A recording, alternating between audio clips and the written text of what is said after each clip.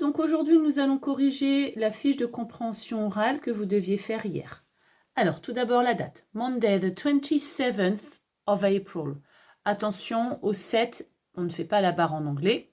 Attention aussi à la prononciation de April. On ne dit jamais April, hein, mais bien April. Describe and comment. Décrit et commente. Her name is Rachel Trevor Morgan. Elle s'appelle Rachel Trevor Morgan. She has got medium length, straight brown hair. Elle a des cheveux mi-longs, raides et bruns. Donc attention, cheveux pas d'S, hein, rappelez-vous, si on dit hair, ça fait référence au poil. Her hair is medium length and brown. On pouvait mettre aussi ses cheveux sont mi-longs et bruns. Donc attention, ses cheveux à elle, donc her. Hair, toujours pas de S. Is, puisque hair est singulier en anglais. C'est comme si on parlait de sa chevelure. And she has got blue eyes. Et elle a des yeux bleus. Je rappelle au passage qu'en anglais, les adjectifs se placent devant le nom qu'ils qualifient et qu'ils sont invariables. Donc, on ne met pas d'S aux adjectifs. Donc ici, c'est parce qu'il s'agit d'un adjectif épithète, d'accord, qui n'est pas séparé du nom par un verbe. Her eyes are blue. Ses yeux sont bleus. Donc toujours pas d'S, are blue. She is wearing special hats and a navy blue dress. Elle porte des chapeaux spéciaux et une robe bleu marine. They are elegant or stylish or smart. Ils sont élégants. On parle ici des chapeaux. Pour elegant, deux synonymes, stylish ou smart. Attention, smart a un autre sens. Il peut vouloir dire intelligent. C'est le contexte qui vous aide. On ne va pas dire qu'un chapeau est intelligent. D'accord? Donc là, ici, c'était bien dans le sens d'élégant.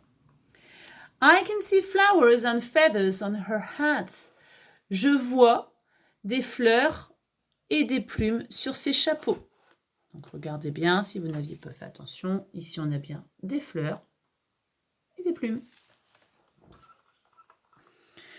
Watch the video and give information about bla bla bla, make sentences. Regarde la vidéo et donne des informations au sujet de, fais des phrases. Attention, information en anglais ne prend jamais d'S. C'est un mot invariable. The nature of the document, donc la nature du document. This document is a video, it is an interview. Ce document est une vidéo, c'est une interview. The people, les personnes, d'accord? Rappelez-vous, le pluriel de person, c'est people, et jamais des. I can see and hear two people, a woman and a little boy. Je vois et j'entends.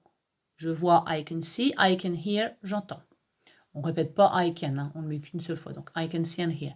Deux personnes, une femme et un petit garçon.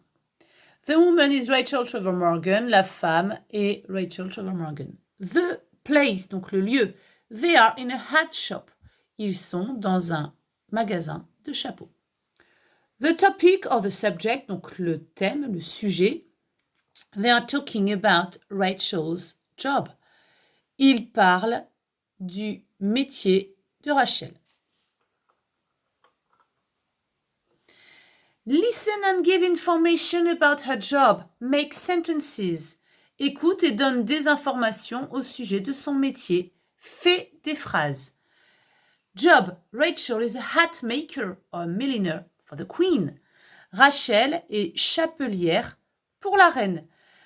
Donc attention, en anglais, hein, rappelez-vous, on met bien l'article E ou N devant le métier. Ici, je mets E puisque hat commence par un son consonne. On entend le H.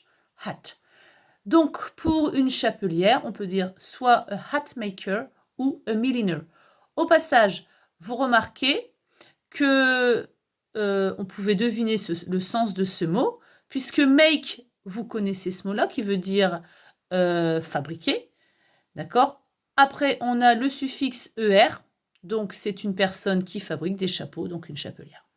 Workplace, le lieu de travail. She works at Buckingham Palace. Elle travaille à Buckingham Palace. Attention, ici on utilise le présent simple, donc on n'oublie pas le S à works. C'est logique d'utiliser le présent simple puisqu'on parle de quelque chose qu'elle fait habituellement. Now, listen and write information about Rachel Trevor Morgan. Donc ici, je voulais que vous notiez, que vous fassiez des phrases au sujet de tout ce que vous avez compris à propos de Rachel. Par contre, il y a des mots qui vous étaient inconnus, donc ne vous en faites pas si vous n'avez pas tout compris, ce n'est pas grave, d'accord? Là, je vous donne vraiment le corrigé. Rachel Trevor Morgan loves her job. Rachel Trevor Morgan adore son métier. Attention, le S à loves. D'ailleurs, ici, on va parler de son métier, donc de ce qu'elle fait habituellement. Donc, on n'oublie pas le S. She goes to Buckingham Palace and she brings her hat to the Queen. Elle va à Buckingham Palace et elle apporte ses chapeaux à la reine. Donc attention ici, j'ai rajouté ES à go et pas simplement un S, puisque go se termine par la lettre O. D'accord? C'est l'une des exceptions. Et brings, pareil, attention, on n'oublie pas non plus le S. Donc elle va à Buckingham Palace et elle apporte, donc bring ici c'est un nouveau mot, ses chapeaux à la reine. It takes many hours of sewing and shaping the hat. Cette phrase-là était compliquée. Donc ça lui prend beaucoup d'heures de couture et de mise en forme des chapeaux. Bon, c'est une structure un peu plus compliquée, je ne vais pas m'attarder là-dessus. Juste, le verbe coudre se prononce sew, d'accord? C'est un peu bizarre puisqu'il y a un E, mais ça se prononce bien sew et shape pour mettre en forme. Every day is exciting and she meets lots of interesting people. Chaque jour est excitant et elle rencontre beaucoup de personnes intéressantes. Donc attention, n'oublie toujours pas le S à meets. She loves designing hats for happy occasions. Elle adore S, dessiner des chapeaux pour des occasions heureuses. Donc, par exemple des mariages, des baptêmes, des communions. She uses felt, feathers and flowers. Elle utilise, on n'oublie pas le S, du feutre. Alors du feutre ici fait référence au tissu, un tissu assez épais. Des plumes et des fleurs. She's an artist, c'est une artiste. Ou elle est artiste, d'accord? Mais en anglais en tout cas, on n'oublie surtout pas de mettre an. Ici je mets an puisque artist commence par un son voyelle. Now listen and write the 5 questions. Maintenant, écoute et écris les 5 questions. Donc, il fallait noter les 5 questions du petit garçon. Does she visit you? Est-ce qu'elle vous rend visite? Donc, ici, on a utilisé does. Does it take you a long time to make a hat? Est-ce que ça vous prend longtemps pour fabriquer un chapeau? Do you enjoy your job? Est-ce que vous aimez votre métier? Why do you like designing hats? Pourquoi aimez-vous dessiner des chapeaux? What do you make hats from? À partir de quoi fabriquez-vous les chapeaux? Donc, on reconnaît ici la petite préposition from qu'on a déjà vue.